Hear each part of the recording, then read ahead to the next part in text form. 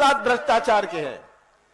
आज हमारा किसान, भटकता किसान, जो कभी खाद के लिए, कभी बीज के लिए, कभी सही मूल्य के लिए, ये आज हालात। प्रियंका जी, आप उस प्रदेश में आए हैं आज हमारा, और अब तो मैं आपसे लंबी बात नहीं करना चाहता, आपसे ही कहना चाहता हूं, 32 दिन बचे हैं, 32 दिन बचे हैं जब चुनाव आएगा। 17 नवंबर को चुनाव है। ये किसी केवल उम्मीदवार का चुनाव नहीं है, ये केवल किसी पार्टी का चुनाव नहीं है, ये मध्य प्रदेश और मंडला के भविष्य का चुनाव है।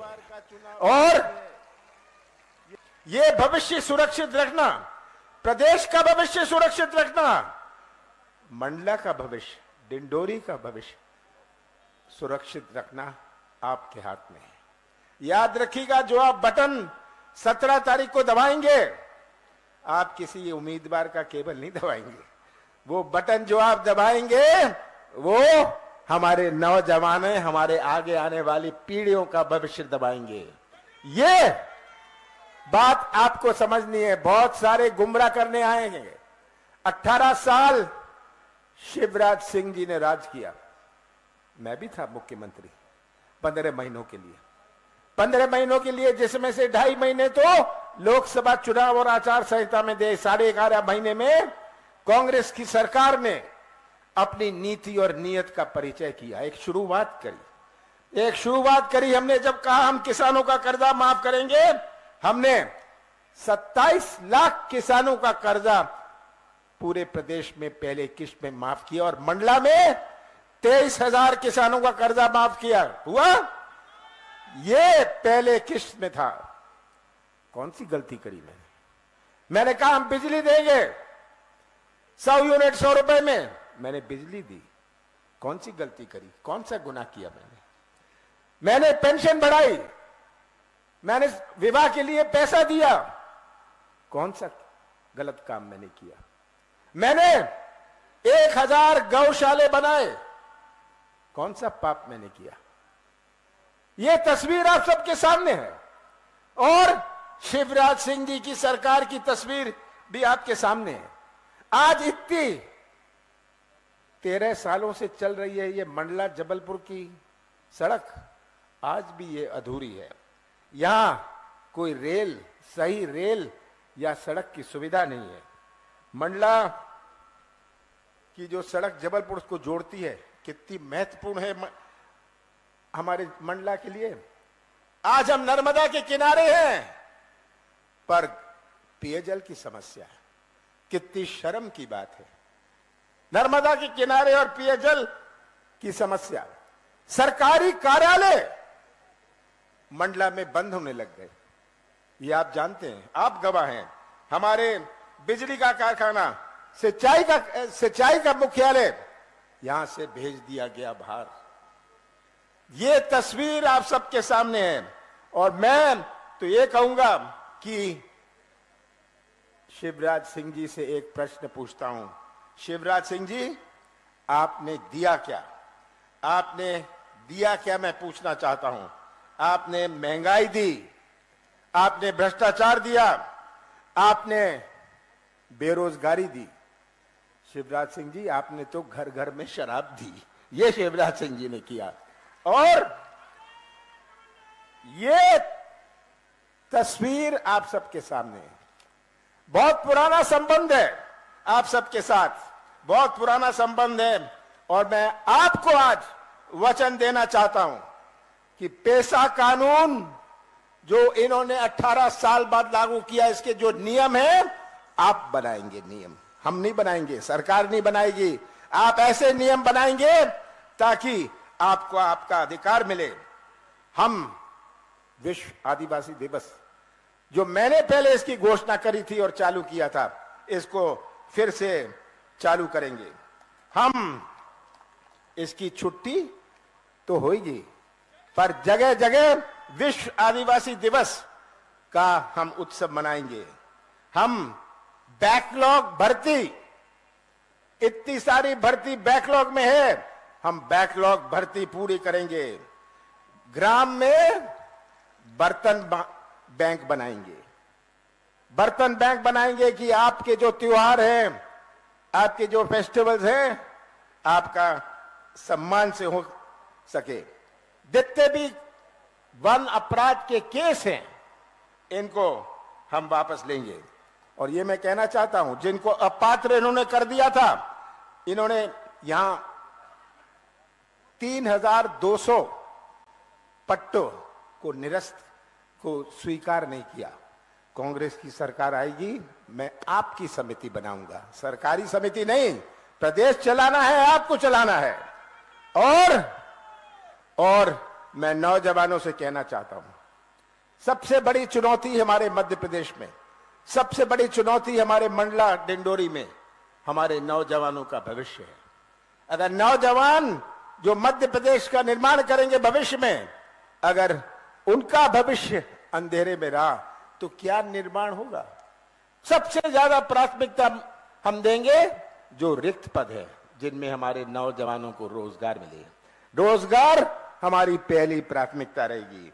और मैं अंत में यही कहना चाहता हूं, मुझे मंडला पर पूरा विश्वास है, मंडला पर पूरा विश्वास है। अगर छिंदवाड़ा के बाद किसी जिले पर मेरा पूरा विश्वास है तो मंडला पर विश्वास है पूरे देश भर में। मैंने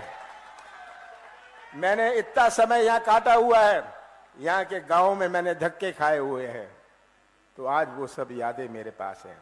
छिंदवाड़ा के बाद आज आपको स्पष्ट करना चाहता हूं, सबसे ज्यादा प्राथमिकता मंडला को मिलेगी।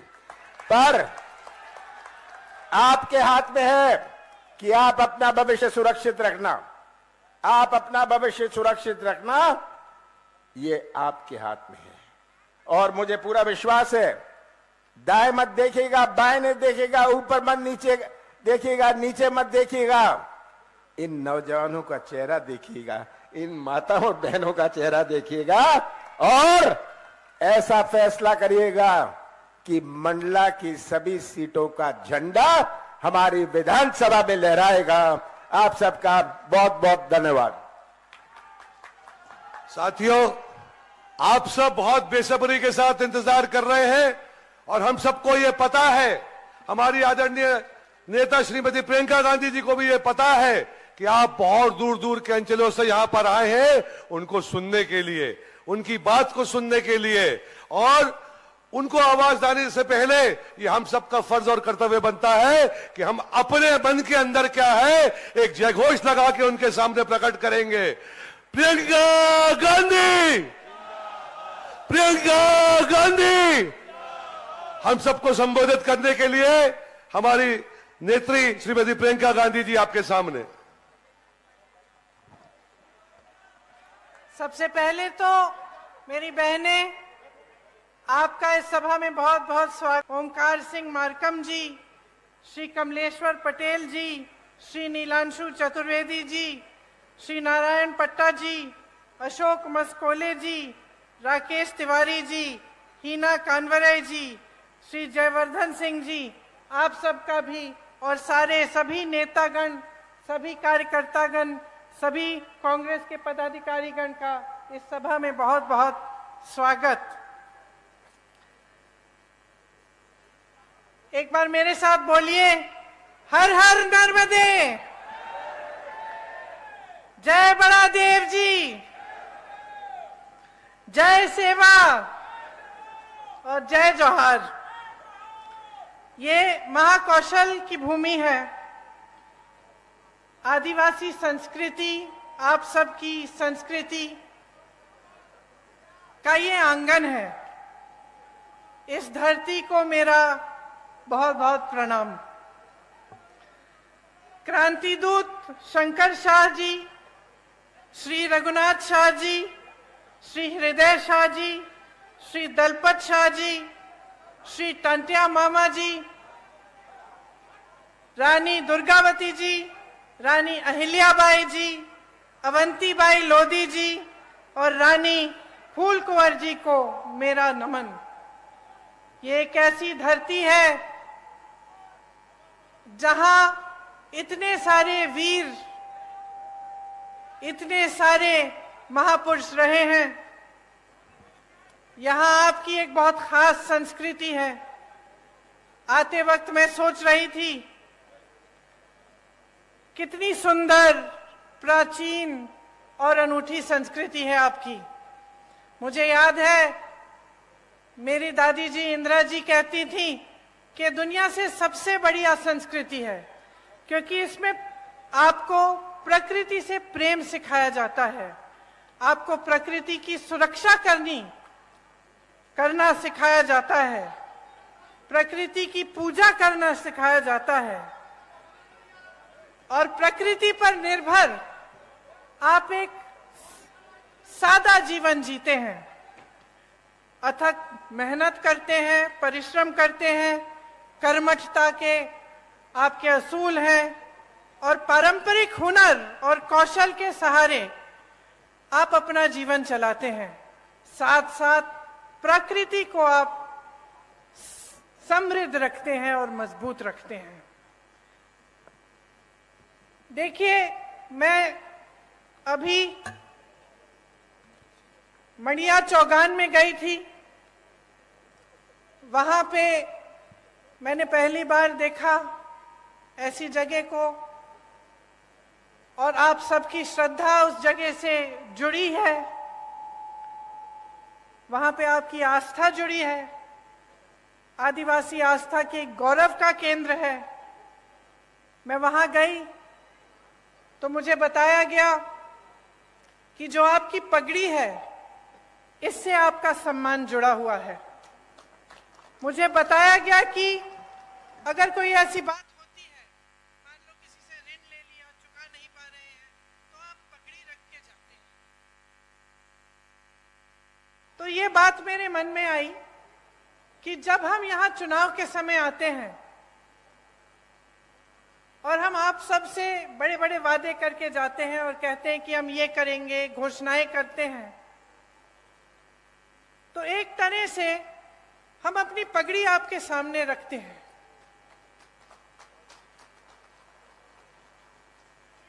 हम ये बात कर रहे हैं कि अगर हम ये नहीं पूरा करेंगे जो हम पाते यहाँ पे आपके सामने हम कर रहे हैं, तो हमारा सम्मान जाएगा।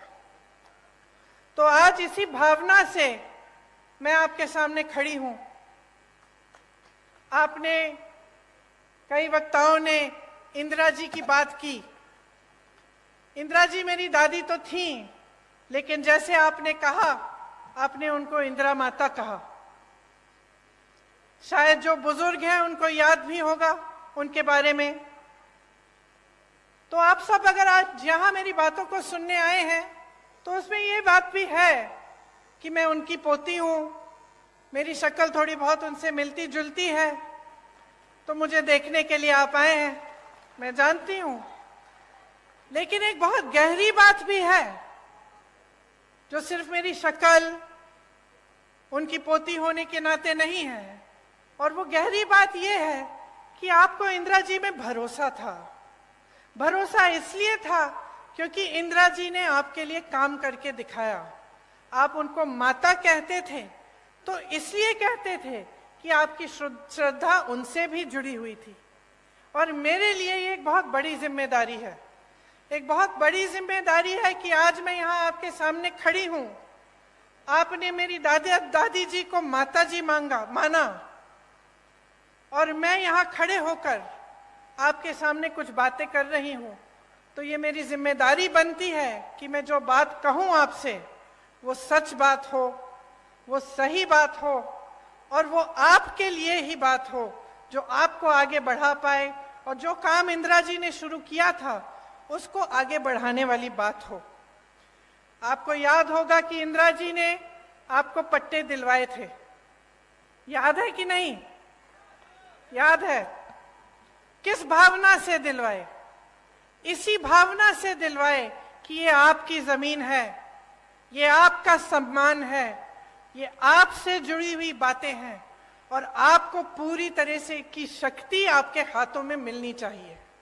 कांग्रेस पार्टी की यही परंपरा रही है, यही असूल रहे हैं, और हम चाहते हैं कि जो संपत्ति है देश की, प्रदेश की, आपके जिले की, ये संपत्ति आपके हाथों में जाए। हम चाहते हैं कि आप मजबूत बने, आपकी शक्ति आपको मिले। और जब आप यहाँ पे चुनाव के बारे में बातें सुनने आते हैं, मेरी भी अनेक अलग अलग पार्टियों के नेताओं की, तो आप हमेशा एक बात को अपने ध्यान में रखिए कि क्या ये लोग आपकी शक्ति आपके हाथों में देंगे कि नहीं देंगे। अब कांग्रेस की जो परंपरा रही है उसको आप देखिए। आपके लिए वन अधिकार का कानून लाया गया ताकि वन पर सबसे पहले आपका अधिकार बने, क्योंकि यही आपकी मूल संस्कृति रही है और एक तरह से मनुष्यता की मूल संस्कृति रही है। तो इसको बचाने के लिए और मजबूत पर करने के लिए आपको वन का अधिकार दिया गया था।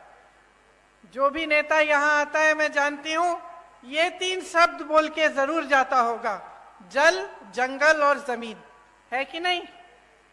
बोलते हैं ना। लेकिन इसके नीचे क्या अर्थ है, इसको समझना बहुत जरूरी है। क्या नेता गहराई से बोल रहा है या आपके सामने एक जुमला बना के छोड़ दिया है? आपको मालूम होगा कि कांग्रेस की सरकार ने आपको ये वन अधिकार दिलाकर जल, जंगल और जमीन पर आपको अपना अधिकार लौटाया। मनरेगा लाए, मनरेगा से ग्रामीण रोजगार बने। जो पलायन की बात कमलनाथ जी ने की, पलायन किस लिए होता है? पलायन इसलिए होता है जब ग्रामीण रोजगार नहीं बनता, जब आपके इलाके में, आपके गांव में, आपके जिले में रोजगार नहीं मिलता, तभी तो बच्चा सोचता है कि घर छोड़ के बड़ी शहर में नौकरी ढूंढेगा, क्योंकि यहाँ नहीं मिल रही है। तो मनरेगा किस लिए बनाया गया था? आपको मजबूत बनाने के लिए, ताकि आपको रोजगार गांव में मिले, ताकि आपको पलायन करना नहीं पड़े। आज पलायन बहुत बड़ी समस्या है यहाँ की। भोजन का अधिकार का कानून मिला आपको, इससे आपके बच्चों को जो भोजन का अधिकार है वो दिया गया कि सरकार की जिम्मेदारी बनती है कि आपको भोजन मिलना है। पंचायत व्यवस्था को कांग्रेस की सरकारों ने मजबूत किया। जो पैसा पंचायत को आना चाहिए था वो आया। पंचायत में जो निर्णय लेने चाहिए थे कि आपके यहाँ कुछ काम कराना है या कोई समस्या है, उसको सुलझाने के लिए वो पंचायत में ही लिया जाए, ये कांग्रेस की सोच थी। इन सब चीजों से आपके हाथ मजबूत हुए। अब आप अगर देखें तो जितने भी अधिकार कांग्रेस ने आपको दिए और जो जो काम आपकी मजबूती के लिए किए, जब भाजपा आई तो एक एक करके ये अधिकार आपसे छीने गए। आज सरपंचों को के अधिकार में कटौती है, आप सब जानते होंगे। मनरेगा को लागू ही नहीं किया, पलायन और बढ़ गया है क्योंकि गांव में रोजगार नहीं मिल रहा है। आपकी जमीनें छीनी जा रही हैं, आपको उपज के सही दाम नहीं मिलते, आप विरोध करते हैं, प्रदर्शन करते हैं तो आपके ऊपर गोलियां बरसाई जाती हैं। वन का अधिकार ही खत्म कर दिया। कमलनाथ जी ने आपको पट्टे दिए थे, आपको याद होगा उस 15 महीनों के सरकार में उन्होंने आपको पट्टे दिलवाए और ये काम भी इन्होंने रोक दिया है भाजपा ने। तो देखिए आपका जो समाज है, मेरी बहनें बैठी हुई हैं, आपका जो समाज है इसके साथ बहुत अत्याचार हुआ है। आपने देखे होंगे इतने सारे जो वीडियो वायरल हुए हैं। देश में प्रदेश में सबसे ज्यादा बच्चियों को यहीं पे मध्य प्रदेश में यहीं पे गायब हो रही हैं, सबसे ज्यादा बच्चियां। 1.5 लाख बच्चियां और महिलाएं गायब हो गई हैं इनके राज्य में। हर रोज 17 बलात्कार होते हैं। आप सोचिए बहनें, हर रोज जब आपकी बच्चियां बाहर निकलती हैं आपको डर लगता होगा कि आएंगी वापस कि नहीं, या कुछ हो तो नहीं जाएगा। ये सरकार चल रही है। उज्जैन की घटना तो आपने देखी ही है। और आदिवासी जनों पर, आप पर जो अत्याचार बरसाए जा रहे हैं उनका अब कोई मुकाबला नहीं है। पूरे देश में मध्य प्रदेश उनमें नंबर 1 हो गया है। तो देखिए यहाँ की जो परिस्थितियां हैं वो मुश्किल होती चली जा रही हैं। आपको रोजगार नहीं मिल रहा है, आपको वन पर अधिकार नहीं मिल रहे हैं, यहाँ पे अत्याचार बढ़ रहे हैं, तो पलायन तो होगा ही ना। ये देखकर इतना दुख होता है कि ऐसे बड़े बड़े शहीदों की धरती पर यहां से लोग छोड़ के जा रहे हैं रोजगार लेने के लिए, और यहां पर रोजगार आपके लिए पैदा नहीं कर रहे हैं। 18 सालों से भाजपा की सरकार है, रोजगार के मौके नहीं बने, सिर्फ लूट में व्यस्त रहे हैं ये लोग। जिस तरफ आप देखें वहां घोटाला ही घोटाला, और जब चुनाव आता है आपका ध्यान भटकाया जाता है, धर्म की बातें हो जाती हैं और इधर उधर की बातें होती हैं जिससे आपके जज्बात जुड़े होते हैं। तो बहनों, आपको बहुत सतर्क रहना पड़ेगा, आपको समझना पड़ेगा कि इधर उधर की बातों से सिर्फ आपका ध्यान भटकाया जाता है, और सबसे जरूरी बात यह है कि यहां पर महंगाई कैसे कम होगी, आपके लिए रोजगार कैसे बनेगा, आपकी संस्कृति का बचाव कैसे होगा, और आप यहां पर विकास कैसे आएगा ताकि आप यहां पे आगे बढ़ पाएंगे। यहाँ पे तेंदुपत्ता के बहुत सारे मजदूर हैं, आप जानते ही हैं, मुझसे अच्छी तरह जानते हैं कि कितना शोषण हो रहा है। तेंदुपत्ता चुनने का काम करने वाले भाई बहन दिन भर काम करते हैं, सुबह निकलते हैं, शाम तक सूरज के ढलने तक तेंदुपत्ते को चुनते हैं, बहुत मेहनत करते हैं, एक एक पत्ती की गड्डी बनाते हैं, फिर उसे ले जाकर बेचते हैं। महिलाएं पत्ता बेचने जाती हैं और देर रात तक नहीं लौटती, लेकिन इन्हें क्या सही दाम मिल रहा है तेंदुपत्ता का? आप बताइए। तेंदुपत्ता बोनस में भी भ्रष्टाचार किया हुआ है, अभी तक नहीं मिला। किस किस को मिला है बोनस? तो मिलेगा कैसे जब भ्रष्टाचार किया है इसमें? आप सोचिए, हर जगह भ्रष्टाचार कर रहे हैं। आपकी महिलाएं जाके तेंदुपत्ता रोज उसका काम करती हैं, उसको चुनने का काम करती हैं, सुबह से शाम तक काम करती हैं, रात को घर आती हैं, और बोनस में ये भ्रष्टाचार करते हैं, पैसे ये बनाते हैं, आपको सही दाम नहीं मिलता। आपको मालूम है कि छत्तीसगढ़ में 4000 रुपए मिलता है तेंदुपत्ता का दाम। यहाँ को धान का बोनस नहीं दिया। छत्तीसगढ़ में जहां कांग्रेस की सरकार है वहां सबसे ज्यादा धान का दाम मिल रहा है पूरे देश भर में। ये काम कर रही है कांग्रेस की सरकार।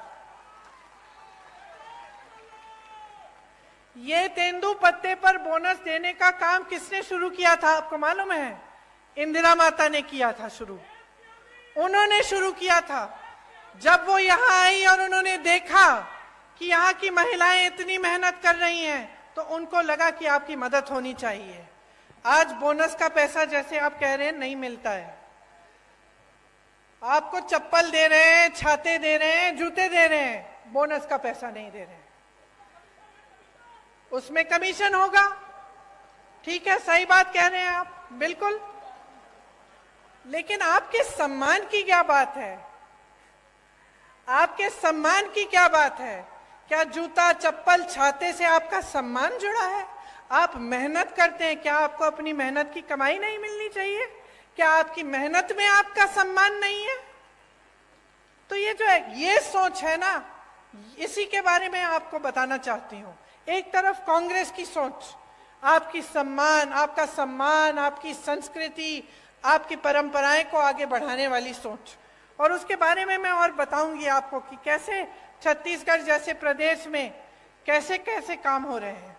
और दूसरी तरफ भाजपा की सोच जो है कि जब आप सत्ता में हैं कुछ नहीं करें, जनता को आगे बढ़ाने का काम नहीं करें, भ्रष्टाचार करते जाएं, जहां पे आपको मौका मिला वहां हाथ मार लिया, पैसे लूट लिए, काम नहीं किया।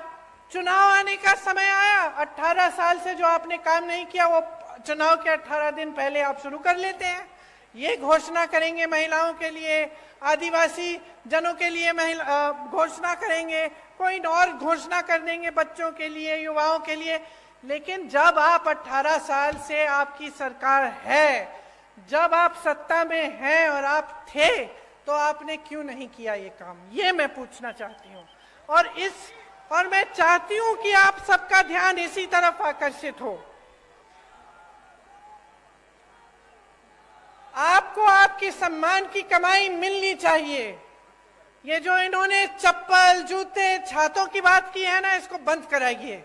देखिए, थोक में खरीदते हैं, आपको एक जोड़ी चप्पल पकड़ा देते हैं, आपका कौन सा साइज है नहीं है वो भी नहीं मालूम, ऐसे ही पकड़ा देते हैं और सोचते हैं कि ये चप्पल, ये जूते, ये छाते आपको पकड़ाने से आप चुप हो जाएंगे और अपना बोनस नहीं मांगेंगे। इतना भी आदर नहीं करते आपकी मेहनत का। ये आपकी मेहनत की कमाई है, आपका अधिकार है, आपको बोनस मिलना चाहिए और आपको तेंदुपत्ता का सही दाम मिलना चाहिए। अब मैंने छत्तीसगढ़ की बात की, मैंने छत्तीसगढ़ की इसलिए बात की, बहनों सुन लो, क्योंकि छत्तीसगढ़ में कांग्रेस की सरकार है। अभी अभी कुछ दिनों पहले मैं बस्तर गई थी, जहां पे आपकी तरह, यहाँ की तरह आदिवासी संस्कृति है, आदिवासी बहन भाई रहते हैं। तो वहां जो कांग्रेस की सरकार है, सबसे पहले तो आज के दिन तेंदुपत्ता के लिए वहां पे 4,000 रुपए मिल रहे हैं पर बोरा, प्रति बोरा। आदिवासी क्षेत्र को उन्होंने एक ब्रांड बना दिया है, मतलब पूरी दुनिया में जाना जाता है बस्तर की ये आदिवासी क्षेत्र है, एक ब्रांड है। वहां पे बड़े बड़े मिलेट के प्रोडक्शन के प्लांट लगा दिए हैं, ताकि वहां की जो उपज है उसमें से ऐसी ऐसी चीजें बनी जो पूरी दुनिया में, पूरे देश भर में पहुंच सके। वहां कोदा, कुटकी, रागी, ज्वार जो उगता है, उसमें से ऐसी ऐसी चीजें बनाई हैं जो दिल्ली की बड़ी बड़ी दुकानों में बिक रही हैं। अच्छा, वहां इंग्लिश मीडियम स्कूल खोले हैं अपने आदिवासी बहन भाइयों के लिए। वहां की ये नीति है कि आदिवासी पाठशालाएं बनाई हैं जिसमें आपकी संस्कृति सिखाई जाती है।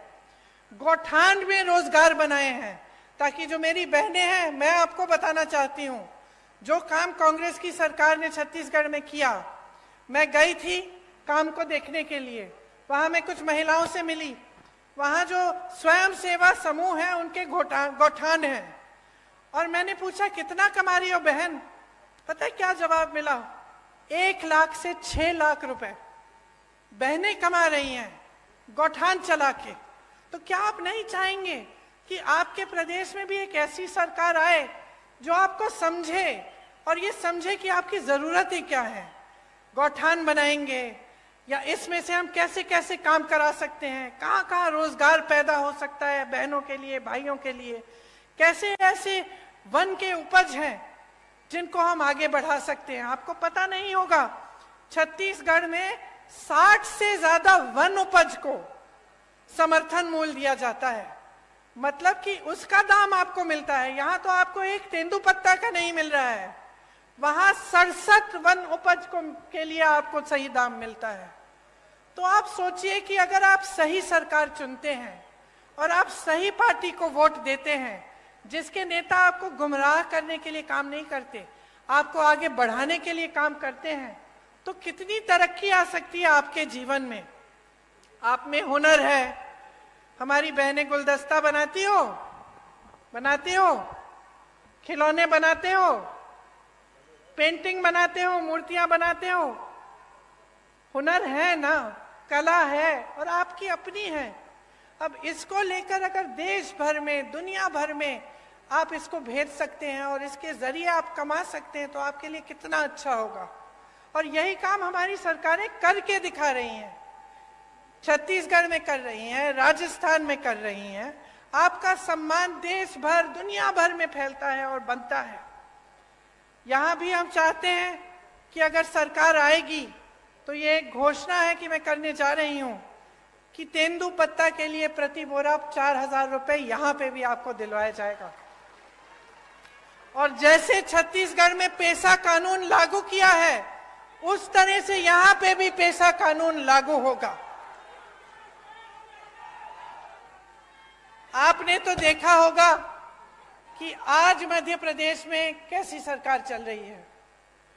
मेरे ख्याल से 225 महीनों की सरकार है और 250 घोटाले हैं।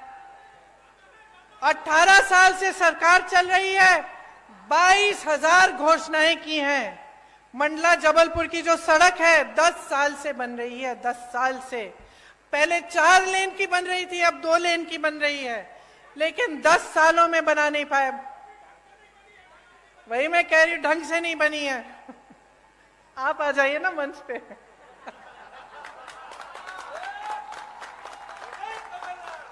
मुझे बताते रहिए। यहाँ की सड़क की तो ये स्थिति है कि गडकरी जी जो मंत्री हैं, जो सड़क बनवाते हैं, उनको आकर माफी मांगनी पड़ी आपके सामने। ये बात है, आप सोचिए। इतने सारे घोटाले, बच्चों के पोषण में घोटाला, मिड डे मील में घोटाला, सर्व शिक्षा अभियान में घोटाला, स्कॉलरशिप में घोटाला, भर्ती परीक्षाओं में घोटाला, तो बच्चों का भविष्य क्या है? आप बताइए बहन, आप ऐसे कर रही हैं, क्या भविष्य है? आप अपनी बच्चों के लिए मेहनत करती हैं कि नहीं?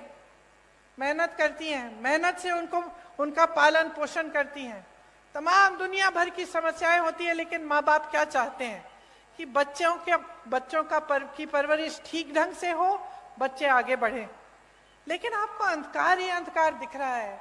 जब आपके स्कूल में पोषण पर घोटाला हो रहा है, जब स्कॉलरशिप पे घोटाला है, जब भर्ती की परीक्षाओं में घोटाला है, तो बेचारा नौजवान करे क्या? स्कूल करता है, पढ़ाई करता है, अच्छे अच्छे अंक भी लाता है, आगे जाकर फीस भरता है, ट्यूशन करेगा, भर्ती परीक्षा के लिए तैयारी करेगा बेचारा। माँ बाप कभी कभी घर से बाहर भी भेज देते हैं, दूर कहीं पे ट्यूशन सेंटर में, किसी शहर के अंदर की, जा बेटा पढ़ ले, अच्छा भविष्य बनेगा। और फिर क्या होता है? उसमें घोटाला हो जाता है, हर स्तर पर घोटाला। तो बेचारा परीक्षा देता है, परीक्षा में पास भी हो जाता है, लेकिन नियुक्ति नहीं होती, क्योंकि घोटाला हो जाता है, सब कुछ बंद हो जाता है। तो जब अगली पीढ़ी, आने वाली पीढ़ी के लिए भी कुछ भविष्य में दिख नहीं रहा है, उम्मीद ही नहीं रही, तो आगे कैसे बढ़ पाओगे? आपका विकास कैसे हो पाएगा?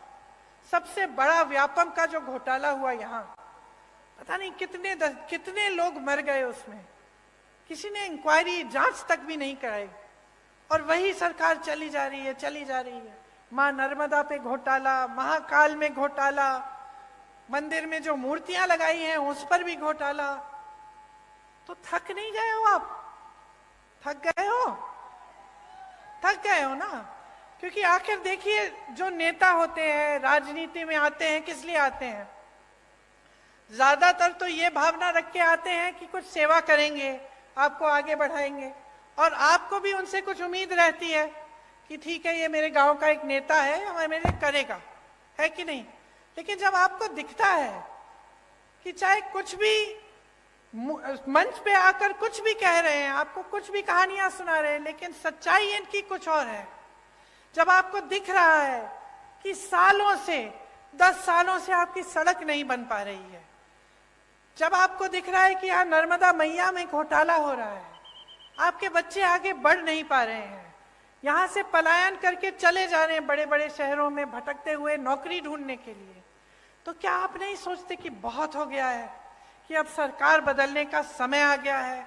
जिन्होंने भ्रष्टाचार किया है उनको सबक सिखाने का समय आ गया है, और एक ऐसी सरकार लाने का समय आ गया है जो आपके लिए काम करे। मैं तो ये भी नहीं कह रही हूं कि मेरी बातों पर चलो, अपना अनुभव होगा ना आपका। अब आप बताओ, आपके जीवन में तरक्की आई है क्या इन सालों में? जो छोटे दुकानदार हैं, छोटे उद्योगपति हैं, क्या आपका बिजनेस बढ़ा है? नहीं बढ़ा। जो किसान बैठे हैं, उनकी खेती, क्या उससे खेती से उम्मीद रख सकते हैं कि उनको सहायता मिलेगी सरकार की, कि रोजगार बनेंगे और मजबूत, कि कमाई अच्छी होगी? क्या उम्मीद रखते हो आप?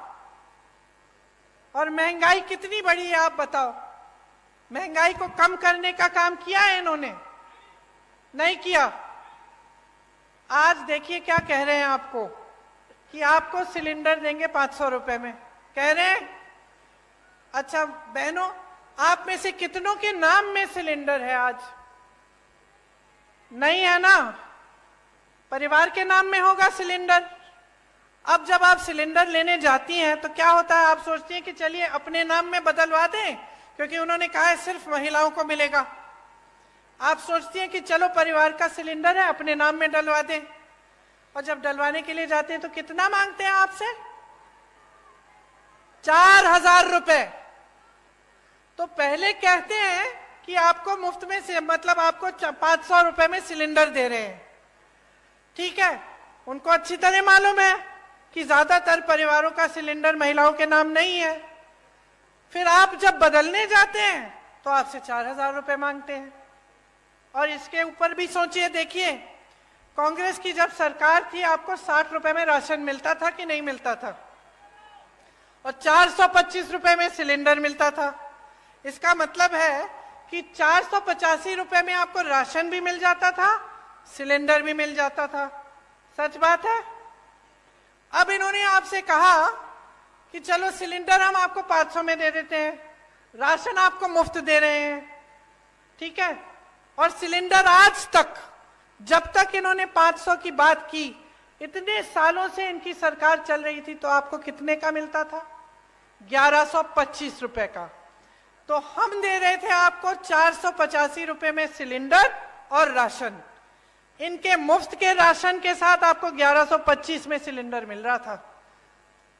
तो नुकसान किसका हो रहा था? तो इन्होंने तो मार्केटिंग अच्छी कर ली, अभी भी कर रहे हैं। महिलाओं को 500 में सिलेंडर मिल जाएगा, मुफ्त में आपको राशन मिल रहा है, लेकिन असलियत क्या है इसको पहचानो। नुकसान अभी भी आपका हो रहा है। देखिए, आपके बच्चे बीमार पड़ते हैं, दवाई खरीदनी पड़ती है, दुकान जाते हो, महंगी महंगी दवाइयां, दवाई पे जीएसटी है। आपके छत में से पानी गिर रहा है, छत को ठीक करना है, सीमेंट, कुछ भी आपको जिस चीज का इस्तेमाल करना होता है वो महंगा हो गया है, उस पे जीएसटी है। मेरे किसान भाई बहन, डीजल पे, पेट्रोल महंगा, डीजल महंगा, जो भी आप इस्तेमाल करते हैं उस पे जीएसटी है। तो कैसे गुजारा कर रहे हैं? कभी मैं सोचती हूँ, मुझे समझ में ही नहीं आ रहा, गुजारा कैसे कर पा रहे हो। एक तरफ रोजगार बंद है, बना ही नहीं रहे हैं। जहां से बनते थे बड़े बड़े पीएसयू, वो तो सारे इन्होंने अपने बड़े बड़े दोस्तों को बेच दिए। छोटे उद्योगों से रोजगार बनते थे, खेती से बनते थे, सब बंद कर दिया। मनरेगा बंद कर दिया, ग्रामीण रोजगार बंद कर दिया। छोटे छोटे उद्योग, दुकानदार इतने त्रस्त और परेशान है, खुद कमा नहीं पा रहे हैं, रोजगार कहां देंगे? एक तरफ रोजगार बंद, दूसरी तरफ महंगाई इतनी बढ़ चुकी है, ऊपर से अत्याचार लादे जा रहे हैं आप पे। तो आप गुजारा कैसे करते हैं? आप सुबह जब उठते हैं तो कैसे सोचते हैं कि चलो एक और दिन हम निकाल लेते हैं, चलते हम तेंदू पत्ते को चुनने के लिए, शायद कुछ कमाई हो जाए। क्या ये सही है जो आपके साथ हो रहा है? क्या ये सही है? जोर से बोलो। सही नहीं है, क्योंकि हम सब जो यहां खड़े हैं आपकी वजह से खड़े हैं। जितने भी नेता हैं, हमारी पार्टी के हों, किसी और पार्टी के हों, उनको बनाने वाले आप हैं। आप सत्ता नहीं दोगे ना, आप वोट नहीं दोगे, तो हिम्मत है किसी की इस स्टेज पे आने की, इस मंच पे खड़े होने की? तो शक्ति किसकी है? जोर से बोलो, शक्ति किसकी है? वोट किसका है? तो इस्तेमाल करो इस शक्ति को। आंख मत बंद करो, जागरूक बनो, अपनी शक्ति को समझो, इसे पहचानो। ये जो खेल खेले जाते हैं आपके साथ, इनको देखो, कितने पद खाली हैं इस सरकार में। आप कहीं भी किसी भी स्तर पर देखिए, पद खाली पड़े हैं, लेकिन यहाँ के नौजवान बेरोजगार हैं। क्यों? पद पड़े हुए, पद दो, भरो उनको। नहीं, आप भर्ती के घोटाले करते हैं, भरना नहीं चाहते। आप स्वास्थ्य की व्यवस्था में देखिए, 70,000 शिक्षकों के पद खाली हैं। स्वास्थ्य व्यवस्था में हर स्तर पर 90% से ज्यादा पद खाली हैं। ये मंडला में आपका अस्पताल नहीं है आज तक। 18 सालों से सरकार है, आपको दूर दूर जाना पड़ता है जब आप बीमार पड़ते हैं। क्यों? ये सरकार तो आपने बनाई है। जैसे मैंने कहा, सत्ता आपने दी है, वोट आपका था, तो अब जिम्मेदारी भी तो आपकी बनती है।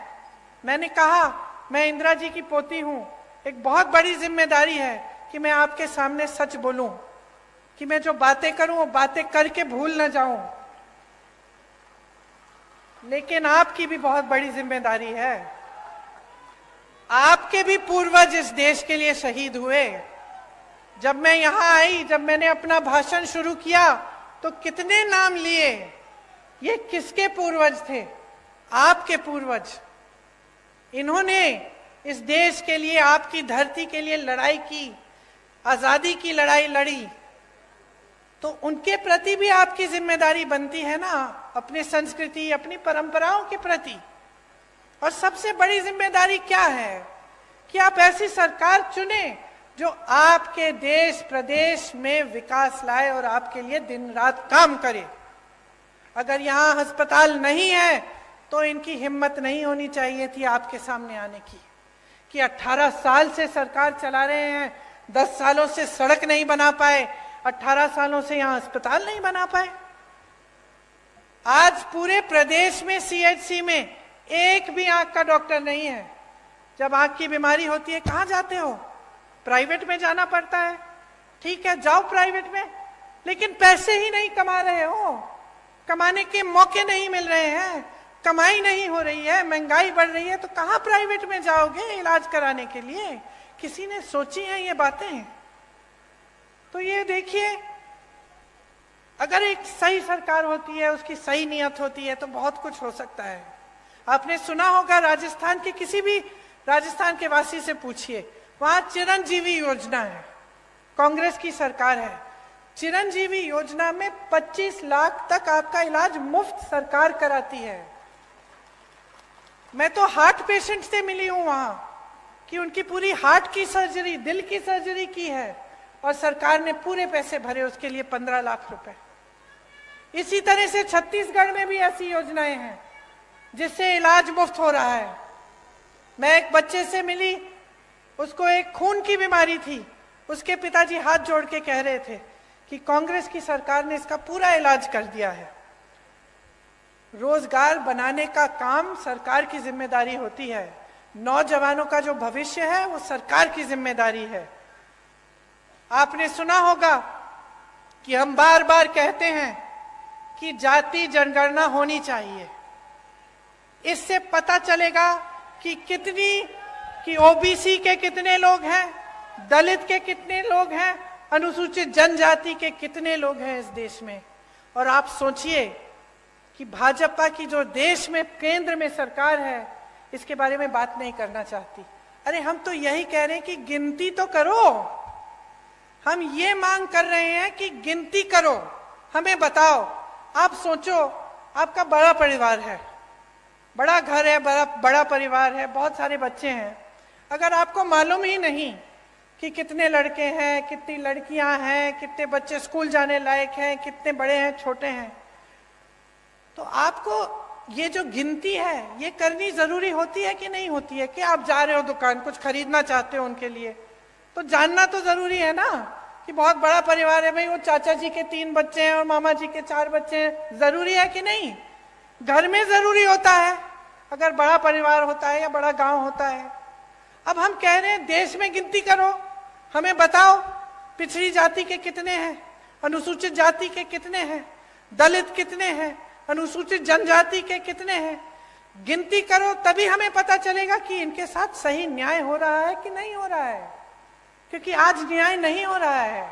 बिहार में ये गिनती की गई जिसे जनगणना कहते हैं, क्या पता चला? 84% लोग ओबीसी, दलित और अनुसूचित जनजाति के हैं, ये पता चला। अब जब देखा कि पद कितने कितने लोगों के पास है, बड़े बड़े पद, चाहे अधिकारी हो चाहे किसी भी क्षेत्र में हो, तो पता चला कि कहीं नहीं है।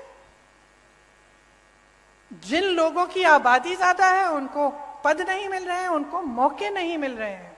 तो जब हम कहते हैं कि जाति जनगणना करो, हम सिर्फ ये कह रहे हैं कि भाई गिनती करो ताकि न्याय हो सके, ताकि जितने ओबीसी हैं उनको न्याय मिल सके, जितने अनुसूचित जनजाति के लोग हैं उनको न्याय मिल सके। जब हम नौकरियों की बात करते हैं, रोजगार की बात करते हैं, आरक्षण की बात करते हैं, तो ये सब हो सके। लेकिन ये सरकार इतना भी नहीं करना चाहती। ये इतना भी नहीं करना चाहते। कहते हैं कि हम ये कह रहे हैं क्योंकि हम जनता और समाज को बांटना चाहते हैं, इसलिए। लेकिन हम इसलिए कह रहे हैं क्योंकि हम न्याय दिलवाना चाहते हैं, और ये इसलिए नहीं कर रहे हैं क्योंकि ये न्याय नहीं दिलवाना चाहते हैं।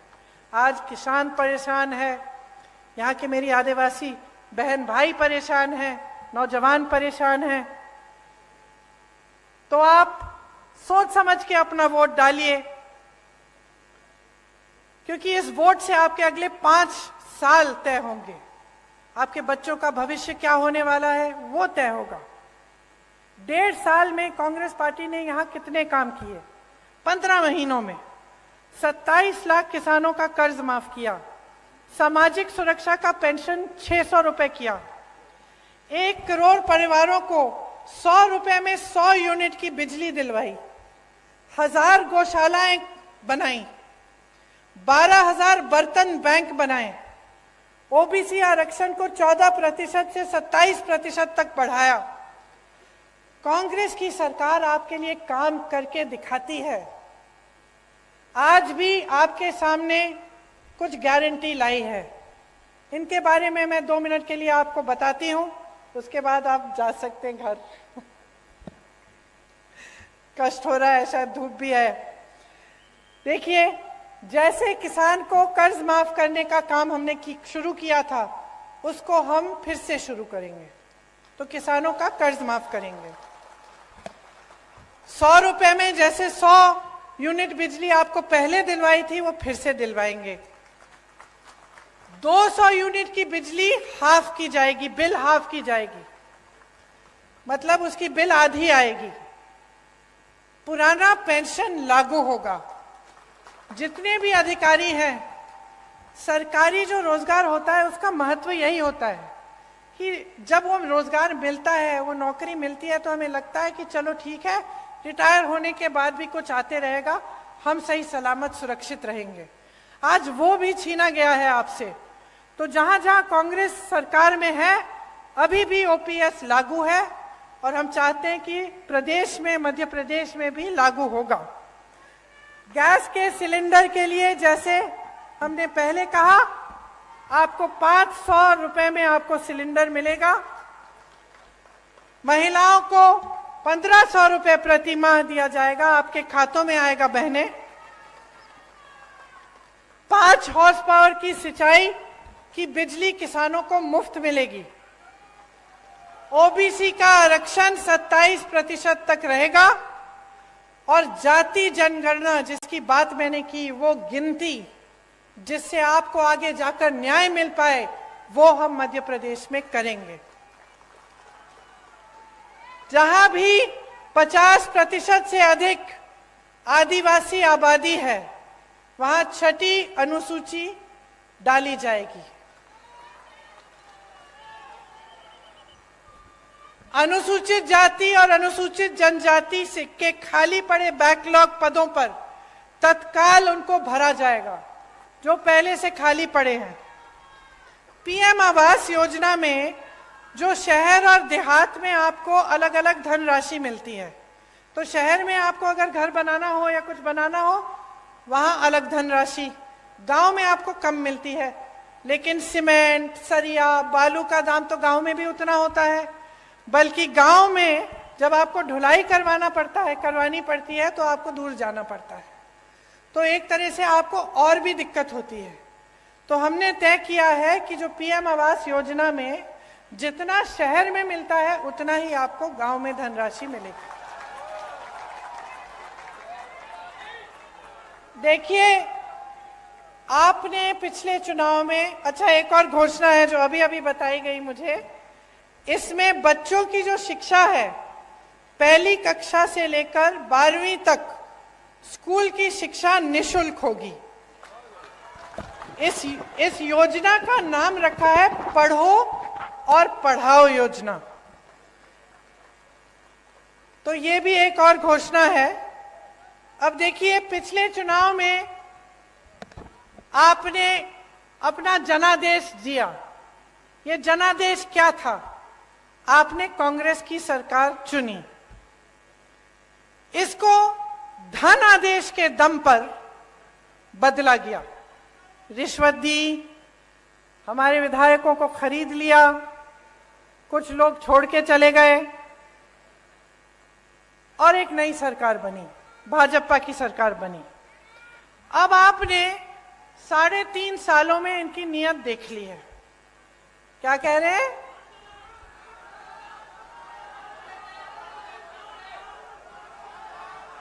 सुनाई नहीं दे रहा ठीक से, मुझे बताइए। हाँ जी, कमलनाथ जी आइए। आप सब जानते हैं कि कांग्रेस की सरकार किसानों की हितैषी है। मैं यहां नहीं बोल रहा, पर मैं आपको एक आश्वासन दे सकता हूं कि आप निराश नहीं होंगे।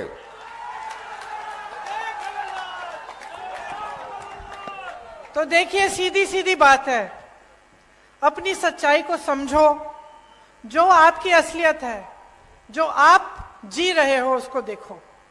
सुबह से शाम तक काम करते हो, मेहनत करते हो, क्या रोजगार नहीं मिल रहा है, महंगाई है, परेशान हो, जीवन में क्या तरक्की आई है, नहीं आई है।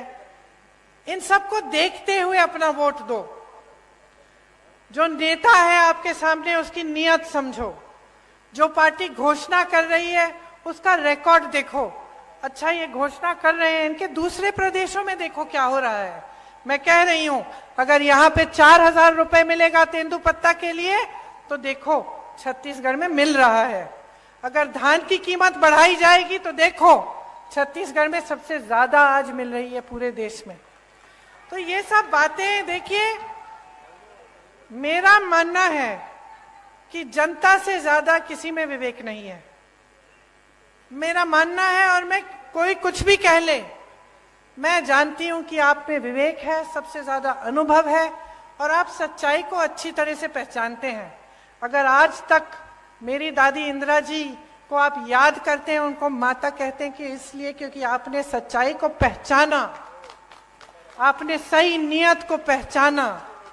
जो आपके लिए दिन रात काम करने के लिए तैयार था, उसको आपने देखा, आपने उन्हें आगे बढ़ाया, उन्होंने आपको आगे बढ़ाया। यही रिश्ता होना चाहिए नेता और जनता में, आप में और हम में। तो इसलिए आज यहां खड़े होकर मैं वोट नहीं, आपकी जागरूकता मांगती हूं आपसे। जागरूक बनो।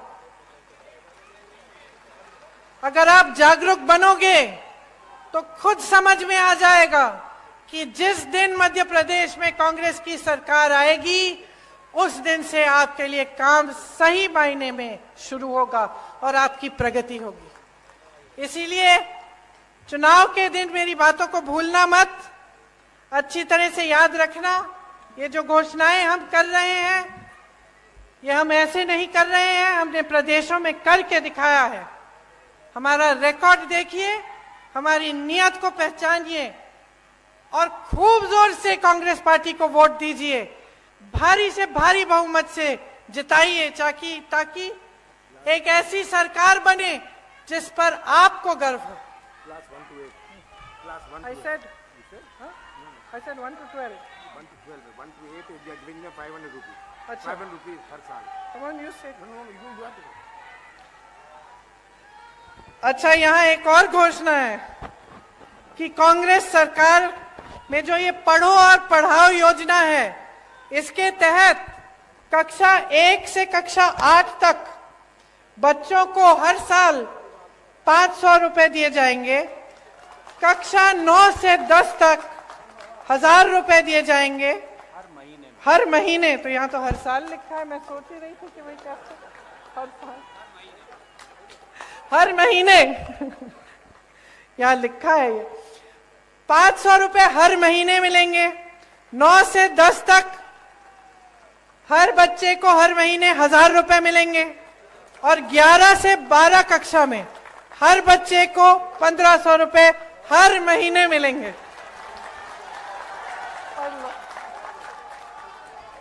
अच्छा, एक बार मेरे साथ कहिए, जय हिंद, जय हिंद, जय हिंद। धन्यवाद।